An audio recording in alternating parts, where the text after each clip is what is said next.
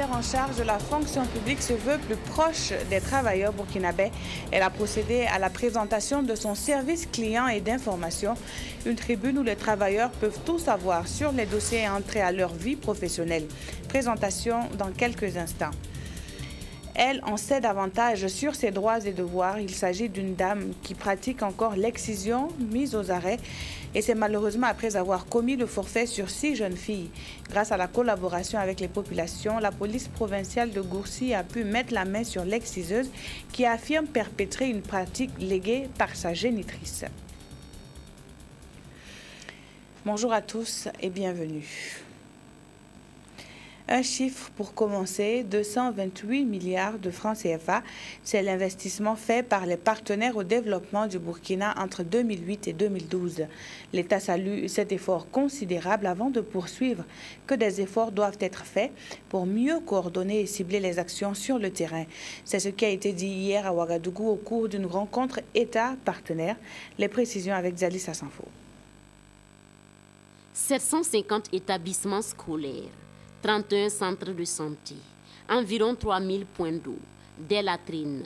Bref, ce sont environ 228 milliards de francs CFA qui ont été investis entre 2008 et 2012. C'est le bilan que l'État burkinabé fait de la contribution des organisations non gouvernementales et des associations en faveur du développement au Burkina Faso.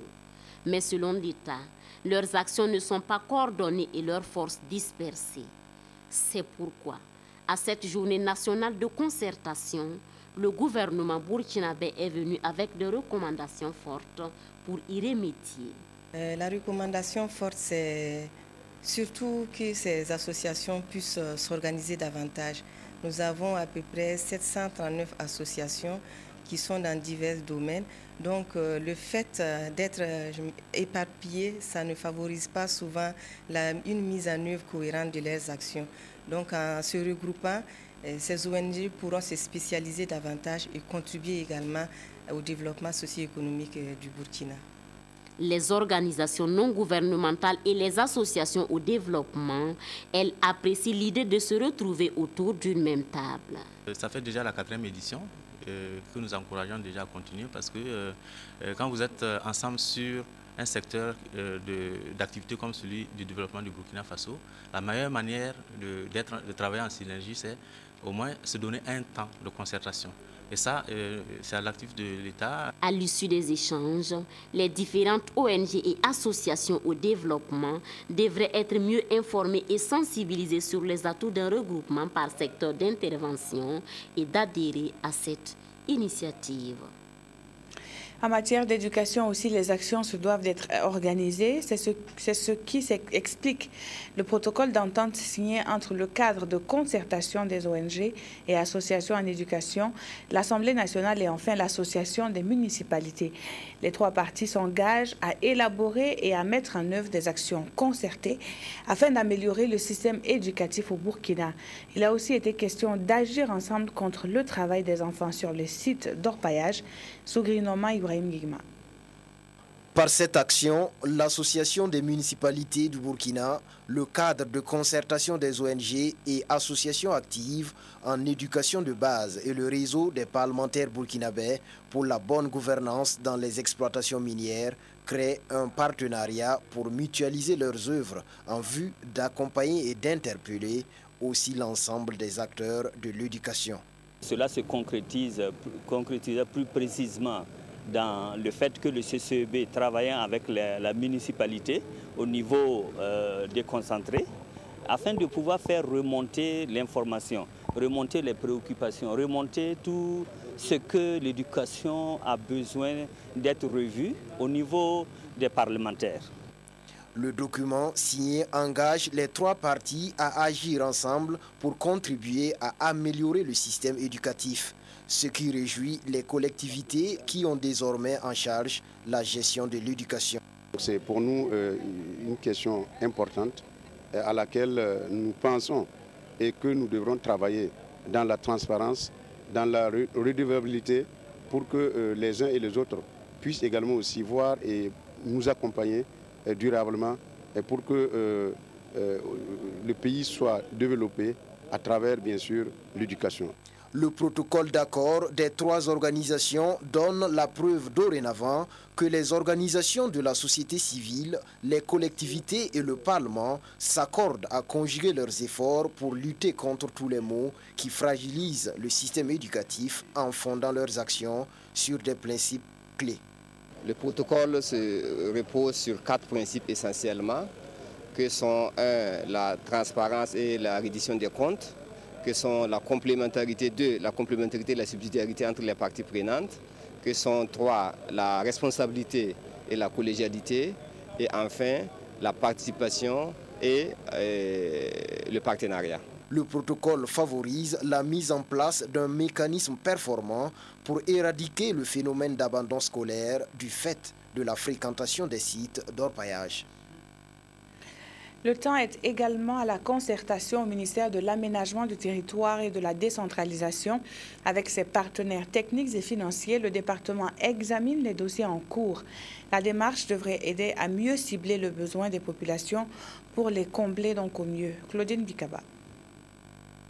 La mise en place des agences régionales de développement, le schéma national d'aménagement et de développement durable du territoire, le transfert de compétences, l'état des lieux de la décentralisation, les assises nationales de la coopération décentralisée sont entre autres les dossiers qui feront l'objet d'examen au cours de cette rencontre entre le ministre Toussaint Abel Coulibaly et les partenaires techniques et financiers. Nous avons tenu un cadre de concertation en octobre 2013. Bon, il va de soi que presque un an après, nous puissions évaluer les dossiers que nous avons évoqués à l'époque, voir quels sont ceux qui ont connu une mise en œuvre diligente et efficiente et quels sont ceux qui sont en souffrance pour pouvoir faire des recommandations et faire en sorte que le processus n'ait pas de période de léthargie parce qu'il y va du développement de notre pays. Pour les partenaires techniques et financiers, ce cadre de concertation est aussi voulu et souhaité par eux pour mesurer l'engagement de l'État. Pour nous, cette rencontre vise surtout à pouvoir améliorer la collaboration avec le ministère de l'Aménagement du territoire et de la décentralisation. Il s'agit pour nous de pouvoir accompagner le ministère dans la mise en œuvre justement de la décentralisation. Et pour nous, ces rencontres sont très importantes, ces échanges sont extrêmement importants parce que ça nous permet aussi de bien voir quelle est la volonté de l'État et aussi de bien prendre aussi la mesure en fait, de son implication dans la mise en œuvre de la dite politique. Pour Toussaint Abel Coulibaly, les recommandations qui sortiront de ce cadre de concertation devraient permettre à tous les acteurs d'être dans le mouvement car la décentralisation ne peut attendre au regard des besoins pressants exprimés par les populations. Ils ont pris 3 jours pour dresser le bilan de la participation du Burkina aux opérations de maintien de la paix. Les cadres des forces armées nationales ont aussi exploré de nouvelles pistes pour obtenir plus d'efficacité et de rentabilité dans l'exercice de leur mission. Les conclusions du conseil d'administration du ministère de la Défense avec Jacques Lamissa Tarpaga. Les forces armées nationales burkinabès sont à la recherche de nouveaux galons sur les théâtres des opérations de soutien à la paix. De nombreux acquis sont à l'actif de nos forces depuis les premiers déploiements en 1993. Aujourd'hui, l'armée veut de l'efficacité et de la rentabilité. Au titre de l'efficacité, nous allons opérer une sélection rigoureuse des personnels qui vont y aller. Nous allons construire aussi un centre de formation de grand standing.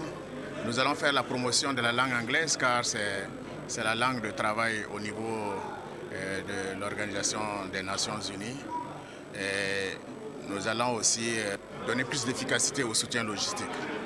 Maintenant, pour ce qui est du deuxième volet, celui de la rentabilité, il faudra maintenir bien sûr le niveau de participation des contingents, mais il faudra faire aussi un effort sur les unités logistiques qui sont plus rentables parce que ces unités-là sont mieux remboursées. Au titre des unités logistiques, je vais citer l'hôpital de niveau 2, la compagnie du génie construction, il y a aussi l'escadron de transport aérien. Ces actions sont définies par les membres du conseil d'administration du secteur ministériel de la Défense. Les contingents burkinabés vont passer de 3 000 à 5 000 hommes à l'horizon 2025. L'armée devra également créer un équilibre entre sa participation à ces missions et la protection de l'intégrité ainsi que de la souveraineté du territoire national. Un service client et d'information, le ministère de la Fonction publique du Travail et de la Sécurité sociale se veut encore plus proche de ces populations. Des informations fiables et en temps réel, c'est l'ambition de ce nouveau service. L'évolution de la carrière ou encore le dossier de retraite, les travailleurs savent désormais où s'adresser. Eleonore Oudraogo. 3 bureaux aménagés au sein du ministère de la Fonction publique, du Travail et de la Sécurité sociale pour un seul objectif: renseigner les agents de la fonction publique en temps réel sur l'évolution de leur carrière, entre autres. L'installation de ce service d'accueil d'information participe de la mise en œuvre de la politique de communication du ministère. Le premier type d'information concerne les missions même du ministère et le travail quotidien du ministère. Ces informations sont destinées tout simplement au large public qui peut à tout moment s'informer sur le fonctionnement du ministère, sur ses missions, ainsi de suite. Le deuxième type d'information concerne la gestion des carrières des agents de la fonction publique. À ce niveau, l'information peut être donnée à partir de la base de données qu'est le SIGASP, le système intégré de gestion administrative et salariale des personnels de l'État. Loin d'être un service de traitement de dossiers, le service d'accueil et d'information du ministère de la Fonction publique est ouvert aussi aux travailleurs en quête d'informations sur leur dossier de retraite. Avec ces informations, ça permet aux citoyens ou à celui au requérant d'être situé sur l'évolution de son dossier. Ça lui permet aussi de savoir dans quelle administration, dans quel service aller. Mais à travers ce point d'information, nous avons aussi les échos directs pour ce qui concerne les plaintes, les préoccupations. Il y a d'autres efforts qui sont en cours qui permettent, je l'espère, de pouvoir réduire le délai de traitement des dossiers. Fonctionnel depuis 2013, le service qui ouvre officiellement ses portes ce jour entend également suivre et mettre en œuvre le travail du gouvernement burkinabé en matière de sécurité sociale. Le devenir des enfants vulnérables au cœur des actions du ministère de l'Action sociale et de la Solidarité nationale. Un atelier en témoigne et réunit plusieurs acteurs pour valider un document, le manuel de prise en charge des enfants privés de famille. Avec ce référentiel, plus aucun enfant dans ce cas ne devrait être un laissé pour compte. Les détails dans ce reportage de Nathalie Sawadogo. Les chiffres du ministère de l'Action sociale et de la Solidarité nationale disent que plus de 3000 enfants privés de protection parentale vivent aujourd'hui dans les centres et familles d'accueil et sont plus nombreux encore dans les rues. Pour mieux prendre en charge la protection de ces enfants vulnérables, le département de Alain Zoubga a jugé nécessaire d'élaborer un manuel à cet effet afin d'harmoniser et de rendre plus efficaces les pratiques en la matière. Et ces acteurs du domaine réunis à Lumbila vont valider le projet de manuel de prise en charge des enfants privés de famille au Burkina Faso. Et ces enfants en difficulté sont de plusieurs catégories, notamment les orphelins, les enfants trouvés, les enfants remis et bien d'autres catégories. Donc pour chaque catégorie, ce manuel doit définir la procédure à suivre pour donc la prise en charge de cet enfant. Nous avons besoin d'un manuel qui soit consensuel et qui permette à tous les acteurs impliqués dans la prise en charge des enfants d'adopter la même démarche. Cet atelier s'inscrit dans le cadre du processus de protection et de promotion des droits des enfants. Les acteurs vont examiner et amender le projet de manuel et s'engager pour la prise en charge des enfants privés de famille. Toute chose qui va permettre au ministère de disposer à terme d'un outil de pratique fiable sur la conduite à tenir pour la prise en charge des 10 enfants. La ville de Kaya a fait l'événement il y a quelques jours avec la tenue des Journées des jeunes du Centre-Nord. La frange jeune de cette région s'y est retrouvée pour promouvoir la cohésion sociale. Et loin d'être un terme à la mode, la cohésion pour les jeunes du Centre-Nord passe par la reconnaissance de leurs talents et de ceux de leurs parents. Le compte-rendu est signé Jacques Lamissa-Tarpada. Ils étaient des milliers de jeunes dans un élan de cohésion sociale à Kaya dans le Sad-Matenga. Hommes, femmes et enfants ont défilé pour montrer leur adhésion à l'idéal d'une jeunesse unie pour le développement. Tout cela s'est déroulé sous l'instigation de Rasmane Daniel Sabadogo, ambassadeur de la paix universelle. C'est une joie que je manifeste quand vous voyez la mobilisation. Vous voyez que la jeunesse de Sad-Matenga se sont réunis sur une seule idéale pour lutter ensemble, pour booster cette pauvreté qui est dans le Salmantenga. Et si nous voyons cette mobilisation de ce matin, ça témoigne également que cette jeunesse est consciente et qu'ils sont solidaires pour faire face à la pauvreté qui nous anime. Ce grand rassemblement a été l'occasion de lancer l'opération permis de conduire. 500 bons de permis ont été remis aux jeunes. Ils ont également reçu des vivres, notamment pour les personnes en difficulté. Le top est lancé et nous, en tant qu'administration, nous allons développer des initiatives, développer des stratégies pour pouvoir accompagner vraiment les fils et les filles de la région qui accompagnent les jeunes pour qu'en synergie d'action, nous puissions accompagner les populations.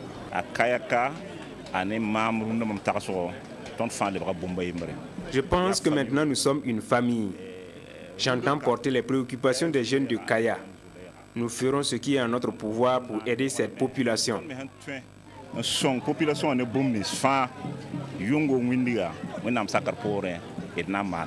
Chaque année, les jeunes du Centre-Nord se retrouvent à Kaya pour échanger. L'idée est d'amener ces jeunes à prendre conscience de leur rôle et de leur engagement pour le développement de la région. Je vous le disais en titre, la direction provinciale de la police nationale à Gourcy a mis à la main sur une exciseuse et 6 de ses victimes. Quelques complices ont également été mis aux arrêts par les limiers qui doivent l'arrestation à une franche collaboration avec les populations. Comme défense, la dame incriminée dit avoir hérité cette pratique de sa mère. Les précisions de Herman Towe. Ces jeunes filles, âgées de 6 à 11 ans, parmi elles, 4 élèves ont été excisées le 18 septembre dernier. L'exciseuse a été appréhendée suite à un appel anonyme. L'exciseuse se trouvait à Woré, dans le département de Lankwe. Nous avons dépêché rapidement une mission dans la matinée du 19 septembre. De concert avec le commissaire de police du district de Kiambara. Conduites au centre médical de Gourcy, les victimes ont bénéficié d'une prise en charge adéquate pour prévenir toute complication. Quand nos services les ont reçus, il fallait vraiment une prise en charge médicale séance tenante pour éviter les complications immédiates, c'est-à-dire l'hémorragie. Il fallait éviter les risques infectieux. Avec la pandémie du VIH, il fallait aussi examiner ce côté-là pour quand même mettre les enfants là à l'abri des complications immédiates. Choqué par ce deuxième cas de mutilation génitale féminine en l'espace de 10 jours dans la région du Nord, le Comité national de lutte contre la pratique de l'excision a dépêché ses membres à Gourcy. Le cas de Gourcy est vraiment un cas qui nous a vraiment choqués, ce qui a valu le déplacement sur le Zandoma pour vraiment remercier la population pour avoir collaboré. Et nous sommes de cœur avec la sécurité et puis la santé pour nous aider vraiment à progresser dans cette lutte.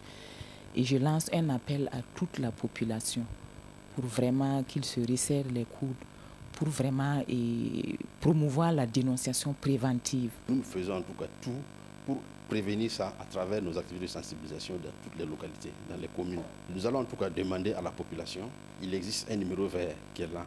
Et toute personne, en tout cas, qui a connaissance d'une pratique d'excision dans quelque lieu que ce soit, en tout cas, peut appeler au 80 00 11 12. L'exciseuse, âgée de 77 ans, dit regretter son acte.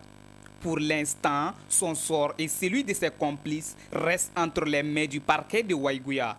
Cette situation interpelle une fois de plus la population à dénoncer tout cas d'excision au Burkina Faso. Le centre hospitalier universitaire Yalgado Ouedraogo a été ciblé par l'association humanitaire Rotary International pour une action pesant plus de 3 millions de nos francs. Des vivres, mais aussi du matériel soignant de première nécessité composent le don fait aux responsables de l'établissement qui abrite en ces temps une forte population. En médiatisant le don, c'est aussi un appel qui est lancé à Adama Koulibaly. Une action de plus pour le Rotary International, c'était ce 25 septembre 2014 avec la remise de vivres et de médicaments par le président du Rotary Club Ouaga Savane grâce au partenariat initié entre le club et l'hôpital Yalgado Ouedraogo. Avec l'appui de ses partenaires, le Rotary a pu financer ce don en nature d'une valeur de 3 millions de francs CFA. La composition, c'est d'abord du matériel médical, donc, qui est composé de seringues et un peu de tout. Et il y a également des fournitures, il y a également des dons en nature tels que du riz, du sucre, du lait. Un acte fort bien apprécié par les responsables de l'hôpital Yalgado Ouedraogo. Chaque année, le Rotary Club fait un geste à l'endroit de l'hôpital Yalgado et de ses malades défavorisés. Et ça ne peut que vraiment nous apporter, nous d'abord, un sentiment de joie, voilà, de nous permettre d'assister ces personnes qui sont vulnérables et aussi à ces personnes directement, de se sentir plus humains. Le Rotary Club International est présent dans près de 200 pays à travers le monde. Il œuvre entre autres à la prévention et au traitement des maladies. Au regard de cela, son partenariat avec l'hôpital est appelé à s'inscrire dans la continuité.